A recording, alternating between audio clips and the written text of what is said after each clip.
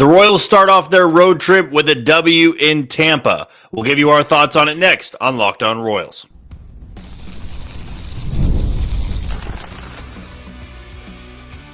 You are Locked On Royals, your daily Kansas City Royals podcast. Part of the Locked On Podcast Network, your team every day. You are tuned in to another edition of Locked On Royals on the Locked On Podcast Network. As always, I'm your host, Jack Johnson, and you can listen to this podcast wherever you listen to podcasts. That can be Spotify, Apple Podcast, Amazon Music, Google Podcast, Odyssey, and YouTube. Just be sure to hit the follow button and subscribe. And you can follow me on Twitter or X, whatever you want to call it, at JohnnyJ_15. That is at JOHNYJ_15. For the new listeners out there, if you want to know how this podcast works, we bring you episodes Monday through Friday, 30-minute episodes, along with a 60-second recap of the game. And typically, our episodes come to you after the game. So a lot of late-night posting that we have. We took a poll with all the listeners, and the majority said they want these episodes to come out after the game. So even though they're a little bit later, we try to give you the recap that night. So whether you listen to it this evening or you listen to it tomorrow morning, that's typically when they're going to be posted. And then on Fridays, you can send in questions throughout the week, and I'll be sure to answer them in our special Mailbag Friday episode. Before we get started, want to let you know that today's show is brought to you by Amazon Fire TV Stick. And with the Amazon Fire TV Stick, you can turn any TV into your Xbox. No console needed. And you can head to Amazon.com/FireTV to learn more today. Kansas City is back to 500 after taking down Tampa Bay 3-1 at George M. Steinbrenner Field. They got an excellent outing from Michael Lorenzen, who I thought, was showing a little bit more velocity than he had all season long. I mean, we saw some 97 tonight. He was sitting about 95.5 in the first 4 innings of work, and he was able to toss a quality start. 6 innings, a 1-run ball. And this is a Tampa Bay team that has played some really good baseball over the last, 6 games or so. We talked about the Royals being 5-1 on their homestand. Well, Tampa Bay was 5-1 on their West Coast road trip where they saw Arizona and San Diego, won both of those series, and had swept San Diego at Petco Park in their most previous series. So you had a team that was playing well. I had brought up on Monday's episode that Chandler Simpson was going to be this name that was going to constantly come up throughout this series, assuming the Royals broadcasting crew didn't have the technical difficulties. That was tough to listen to begin the game, but you were going to hear his name a lot. Tonight, he goes 0 for 5, and I believe that's a big reason why the Royals were able to hold down that offense to just 1 run. You kept him off the bases. I mean, this very well could be the fastest guy in the game once he gets his feet a little bit more wet, but to force him to go 0 for 5, that's a big hat tip to the Royals pitching department tonight. Lorenzen did his job, threw enough strikes, limited the hard contact. I mean, Junior Caminero, who's a young star in Tampa, he crushed multiple balls tonight, had the home run to dead center field to cut the deficit in half, and then had the 116-mile-an-hour line drive in the 8th inning off of Lucas Erceg. He's going to be a problem in this series. But it was important to grab Game 1. Part of the reason it was important to grab Game 1 is you're not turning things over to Cole Reagans tomorrow. The Royals are going to skip his start, let Noah Cameron take the ball for his Major League debut, and we're going to talk about that in the third and final segment. But it was important to win tonight.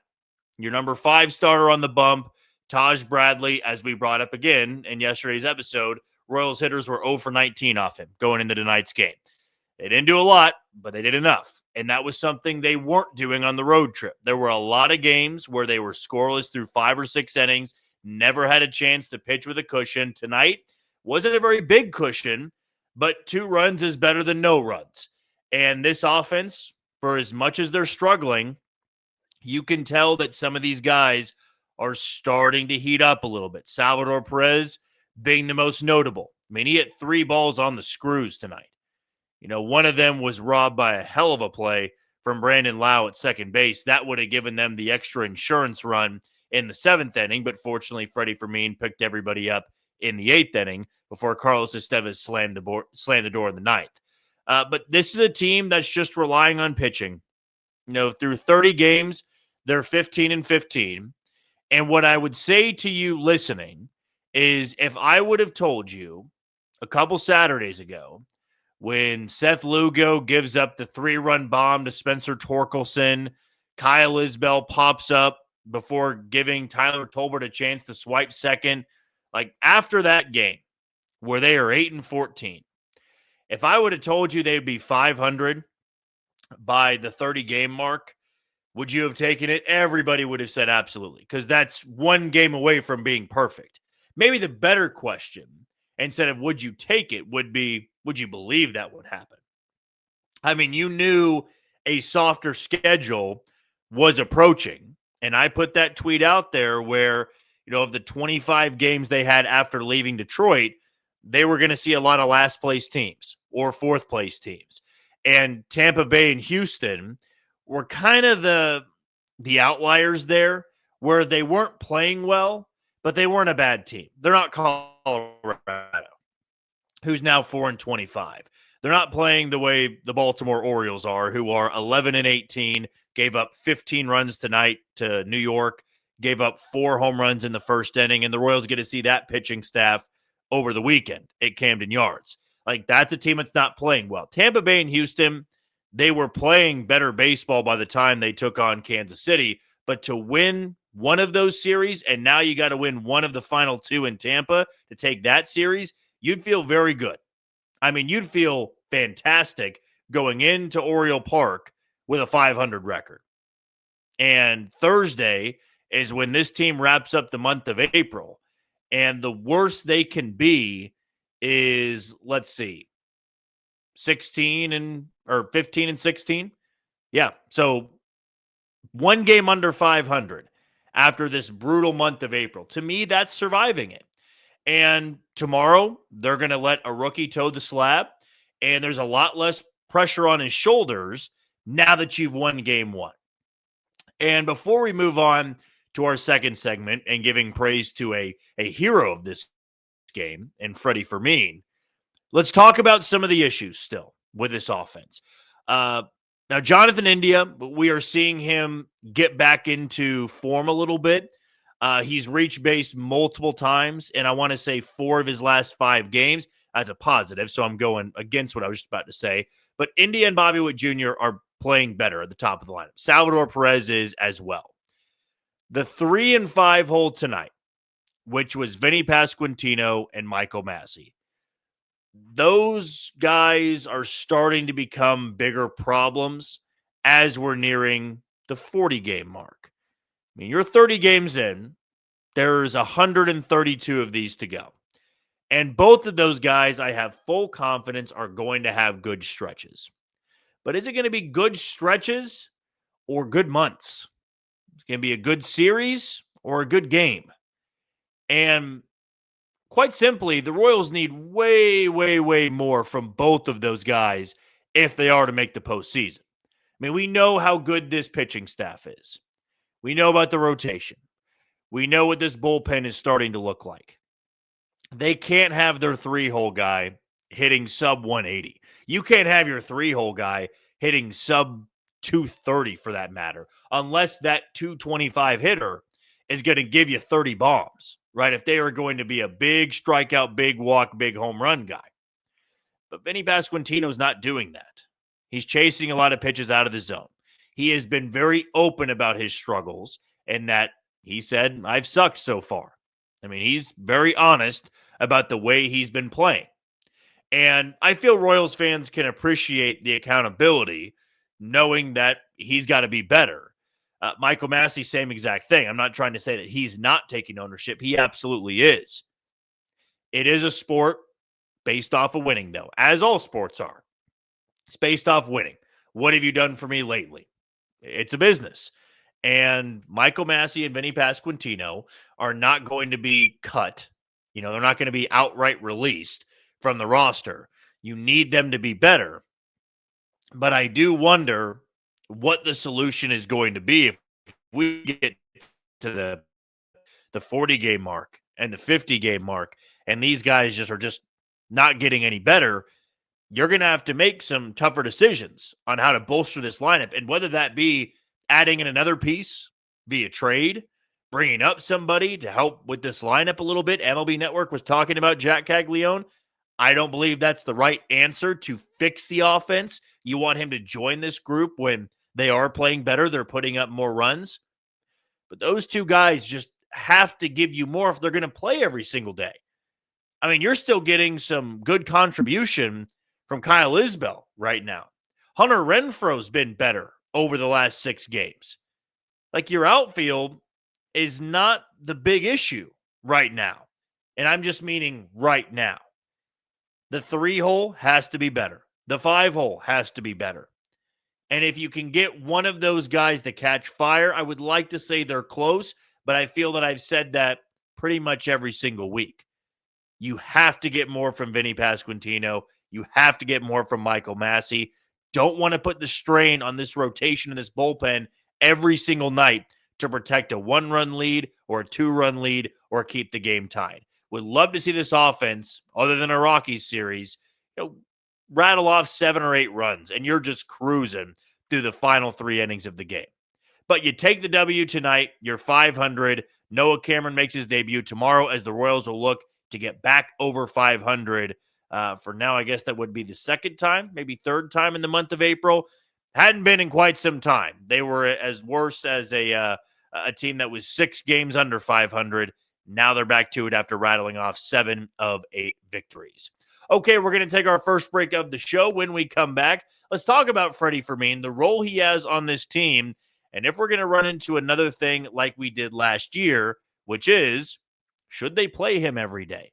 Is there a reason to get him in this lineup every night out in the series? I'll give you my thoughts next on Locked On Royals. You are tuning to Locked On Royals and the Locked On Podcast Network. I'm your host, Jack Johnson, and you can find me on Twitter or X at JohnnyJ_15. Want to give a shout out to the first sponsor today in Wonderful Pistachios. Looking for a snack that's both delicious and nutritious? Crack into a good source of protein with Wonderful Pistachios. Wonderful Pistachios is one of the highest protein nuts. Each 1-ounce serving has 6 grams of protein, giving you over 10% of your daily value. Plus, they're packed with fiber and better-for-you unsaturated fats to help you keep you feeling fuller longer. So get snackin' and get crackin' with the snack that packs a protein punch. Visit wonderfulpistachios.com to learn more today. And if you're like me, that, comes from the office, you work at home, maybe you work some late night hours, never a bad thing to snack a little bit on some pistachios. They keep you full, whether it be trying to get you from breakfast to lunch, from lunch to dinner, or from dinner through the night and into breakfast the next day. I love snacking on them, and I would strongly suggest that you do too. The hero of tonight's game is, without question, Freddy Fermin. And Freddy is one of those players that is very hard to critique, to put the blame on when the Royals offense isn't playing well, or maybe they've got a couple errors in the field, or a pitcher's not throwing that well with Freddy Fermin behind the plate. It's very hard to put blame on him because he's such a likable guy. He's such a likable player. His story is so inspirational. And tonight, look, a 3-hit game, and all 3 hits were, little softly hit singles. He had 2 balls that just kind of dribbled into right field. One of them was a chopper, between shortstop and second base. But he got on base 3 times. And he contributed to the first run of the game. He also put together a massive at-bat in the 8th inning that gave the Royals just an extra run to work with in the bottom of the 9th. And the way Carlos Estevez threw in the previous week, where he had the disaster against Colorado, but then had 2 really good outings, you just wanted to make sure that Colorado-type outing was not going to happen again in Tampa. But Freddy Fermin, in the last 2 years, I'll even go as far to say the last 3 years, has put himself in a unique spot for this roster. We all know Salvador Perez is the catcher of this team. But Freddy Fermin has been better defensively behind the plate. And he steals you strikes He's great at throwing out runners. Everything about him fundamentally is very good. And I feel I've almost gone against it when listeners and followers say, well, Jack, why don't they play Freddy Fermin every single day? And my answer is usually pretty simple. Well, Salvador Perez is going to catch a lot of games this year. And he's going to catch a lot of games until they tell him you are going to be a full-time DH. And I thought that point of his career wasn't going to happen until Blake Mitchell or Carter Jensen were ready to go. We're going to take over the full responsibility of being the catcher in Kansas City. But I will say this. Freddy Fermin is making a strong case, just based off of defensive abilities alone, to be out there every single night. And with the way this offense has looked, you've got a strong argument. And I'm not trying to just take one game and say, well, Freddy Fermin's the answer to all the struggles. I don't believe that.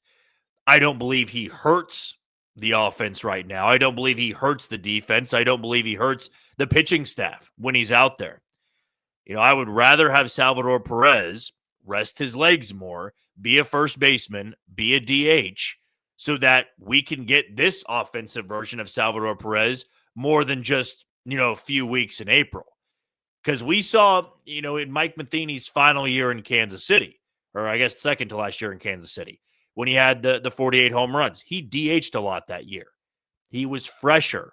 He wasn't as beat up. And you were seeing Salvador Perez turn a little bit of a corner. Now, Freddy Fermin, after tonight, he's OPSing at 603. That is nothing to go crazy about. But it's an OPS that's higher than Jonathan India. It's higher than Vinny Pasquantino. It's higher than Michael Massey. And it's higher than Kyle Isbell. And yes, he is your backup catcher. And another point to not playing him every single day is that, you want to make sure you've got a healthy backup catcher. Because, God forbid, you lose Salvador Perez for a chunk of time. You don't want to run the risk of, well, they're both playing every single day, and maybe one of them gets banged up too much and the other one gets hurt, and now you got to make a move down in Omaha to bring somebody up to be your starting catcher or your backup catcher. But I'm going over the lineup now. Why not Freddy Fermin in the lineup? At least for the time being, until some of these guys catch fire. What is stopping you from DHing Salvador Perez or playing Perez at first base and Vinny Pasquantino's DHing? There's nothing stopping you from that. And if you catch Freddy Fermin, who's the odd man out? In this lineup, there's nobody that you are feeling strained about in keeping them on the bench. Mark Canha, as we've seen so far in his utilization, he's a platoon hitter. When there's a lefty on the bump, he is going to be in the lineup. If there's not a lefty on the bump, he's probably not going to be in the lineup. But tonight, the odd man out was Hunter Renfroe because Jonathan India was in left, Kyle Isbell's in center, and Drew Waters is in right field. Hunter Renfroe's the odd man out because you can't DH him. Vinny Pasquantino's there. Can't put him at first. Salvador Perez is there, and Freddy Fermin's behind the plate. You get the good defense there, and that's been the argument for Kyle Isbell the last 3 years. You keep him in the lineup because he has good defense. He's got good speed. And Kyle Isbell, drove in a run tonight. He's hitting 225 on the season. You can expect him to be a 225 to 235 hitter. That's likely the range and what you're looking for in center field from Isbell. With Freddy Fermin, I'm not expecting him to hit 300. I'm not expecting him to be 270, 275 like he was last year. I would even take 245, 250 in this lineup. If you've got the good defense, he can run into one every once in a while. While this group is scuffling at the plate, I don't believe it hurts you. And I understand there's the overexposure, but we're past that point a little bit. I mean, Freddy Fermin's been around the league long enough. We know the weak spots. We know the strengths. We know what his hot zones are, his cold zones are. I feel it's worth a thought. It is worth the conversation of, would you rather have Freddy Fermin in there and you have his abilities behind the plate and you can trade off DHing and playing Salvi at first? And knowing Matt Quatrero, he's not going to permanently put Salvador Perez at first base and DH. He's still going to catch a lot of games. But that doesn't mean you need to bench Freddy Fermin. I mean, you can give him days off, but if Salvy's behind the plate tomorrow, which I expect him to be, you could DH Freddy Fermin. What you're getting off the bench is not exceptional right now. And tonight, he was the guy offensively. Nobody else had more than one hit. He had 3 of the 8 hits for the Royals. He drove in a run tonight. He was good behind the plate, and he battled through it. He gutted through that performance. He got hit on the finger when he was trying to bunt. He did ground into a double play, so that wasn't a great at bat. But he comes up later on, probably still feeling really sore in the hand, and he just rolls one over to right field. And he drives in a run. Now, Freddy Fermin is a fan favorite. We all know it at this point. As I opened up the segment with, he's impossible to criticize because the way he plays the game, he was an older prospect. I want to say the Royals broadcast last year or the year before brought up the story, and they'll probably do it again this year, where he told the scout, you can take the money back if I don't make it to the big leagues, and he did. And his teammates love him. They talk about how he comes to the ballpark every single day. Like the previous day didn't happen. Whether it was good or bad, he's ready to do a job today. And tomorrow, if he's in the lineup, I expect him to have an impact, whether it be behind the plate or it be at the plate. And maybe he can be that guy for Noah Cameron to ease him into a good quality start. If it's Salvador Perez, well, maybe he can make an impact later on in the game if he does need to come in there. But I tip my cap. He was great tonight, and he's been that spark plug for the Royals really ever since they've went on this 7 of 8 stretch where they've won a lot of games, got back to 500, and now you can take a deep breath in and you can exhale and realize that with April wrapping up in one day, you're kind of where you needed to be. It was a tough stretch, a tough schedule, and if you can take 2 of 3 from Tampa, take 2 of 3 from Baltimore, you're going to feel really good coming back home and taking on the last place team in your division, the Chicago White Sox. All right, we're going to take our final break of the show. When we come back, let's talk about the Major League debut of Noah Cameron tomorrow night. That's coming up on Locked On Royals. You are tuned into Locked On Royals and the Locked On Podcast Network. I'm your host, Jack Johnson, and you can find this podcast on wherever you listen to podcasts: Spotify, Apple Podcast, Amazon Music, Google Podcast, Odyssey, and YouTube. Just be sure to hit the follow button and subscribe. Our last sponsor we're going to tell you about is FanDuel. The NBA playoffs are here, and FanDuel is giving new customers an incredible way to get in on the action. Right now, when you join FanDuel and place your first $5 bet, you'll get $250 in bonus bets if your bet wins. And with FanDuel, they make betting super easy, whether it's picking your favorite team, diving into player props, and you can have 3-pointers, steals, assists, whatever you want to go with there on the player props, because FanDuel has it so easy for you to bet on those props. Plus, after the game tips off, you can even combine the live prop bets into a same-game parlay for a chance to win big. So don't miss out. Head to FanDuel.com. That's FanDuel.com and claim your $250 in bonus bets today. Again, that is $250 in bonus bets today over at FanDuel. Noah Cameron's finally going to get his shot tomorrow night. It'll be against a Rays lineup that doesn't feature a ton of lefties out there. They had, I believe, 4 in total. So that was a little bit lefty heavy tonight. I doubt there will be as many lefties, so I guess I misspoke there in saying didn't feel there were a lot of lefties, but they had Chandler Simpson, they had Brandon Lau, they had Jonathan Aranda, they had Meisner, and they had Rorvet.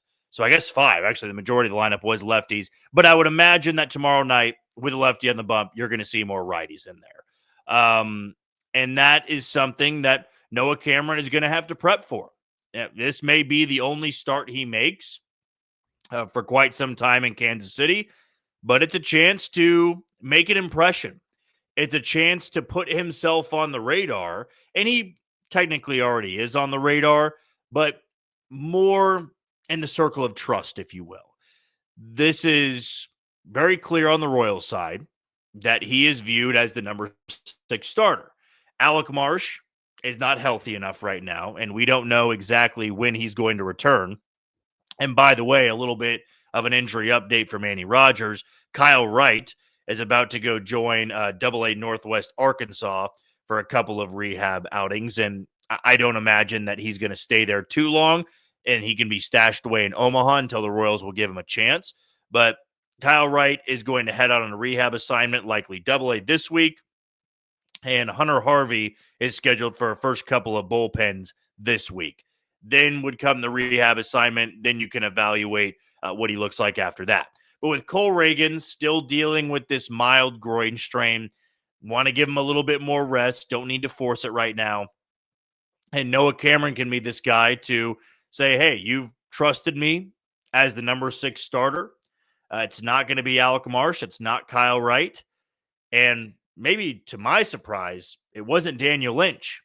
I thought maybe Daniel Lynch would be that guy to get the nod. He's been really good out of the bullpen, but the Royals are going to go with this outlet here. They're going to go with this choice. And that was something we brought up on the episode yesterday, that if Cole Reagans wasn't going to go, I made the prediction of, well, I feel it's going to be Noah Cameron, or they're going to go with an opener, or I guess they could go with somebody else like Daniel Lynch. I don't envision them asking Noah Cameron to go 6-7 innings. Like, I don't expect him to throw 100, 105 pitches. A part of why they went with Angel Serpa tonight in the 7th inning, this is just one man's opinion, I feel it's that they want Daniel Lynch to be available tomorrow if either A, things don't go well for Noah Cameron, or B, no, he's grinding through 3-4 innings, and you turn things over to Daniel Lynch to throw 3 more innings himself. That's why I feel they went with Serpa in the 7th inning instead of Lynch, because I'm still one of the believers that Daniel Lynch should get the higher leverage spot against lefties over Angel Serpa. But Lynch has some starting experience. Serpa does too, but not for a while. I mean, he was completely out of the bullpen last year, and Daniel Lynch did make some starts last year. He started the majority of the time he was down there in Omaha. He wasn't strictly in the bullpen until August and September of last year. So he might be better equipped to work multiple innings than Angel Serpa is. But I love this opportunity for him. And as I said, it was important that they won game 1 so that you can go into game 2 feeling a little bit more free and easy. You got Seth Lugo throwing on Thursday afternoon. So even if things don't go well tomorrow, you got a chance to win the series with a guy that just tossed 8 shutout innings in his last time out. And that can be a favorable matchup for Lugo and going up against, I want to say it's Shane Baz. So not a good matchup for the Royals offense, but at least you're countering with one of your better starters in the rotation. For Noah Cameron, you look good tomorrow. Now that's going to be in the Royals' mind of, if we need to turn to somebody, we can trust somebody like him. All this hype, all this buzz in Omaha last year, in spring training this year, it's legitimate. And this is not somebody that we're just going to ooh and ah over in Omaha, and then when he comes up to Kansas City, he looks like a completely different guy. Now, that's what you're not hoping for. And I do feel that his stuff can play at the big league level. It's a tough ballpark to make your major league debut in. It's a high A ballpark and a spring training ballpark, and the wind plays a factor, and a lot of balls leave the yard. But he's got that sinker to work with. You keep it low. You play to your defense. And all you're asking for tomorrow, at least in my opinion, give 4 innings of 2-run ball or less. That would be, an ideal outing from Noah Cameron. I know you would love to see 5 innings, 6 innings, and that would be a perfect outing for him. To work that deep in the game, qualify for the win, and then you can turn it over to the bullpen to do their job. Best case scenario, the Royals offense erupts. They explode off Drew Rasmussen, and they get 9-10 runs, and you're just pitching with a cushion all day long. But we know this offense probably isn't going to erupt like that. So 4 innings from me, or for me, I should say, keep them under 2 runs. 2 runs or less. If you give up a 3rd run, just don't let it snowball. If you give up the 3rd run, maybe you do need to work into to the 5th inning there and try to give a little bit of relief to the bullpen.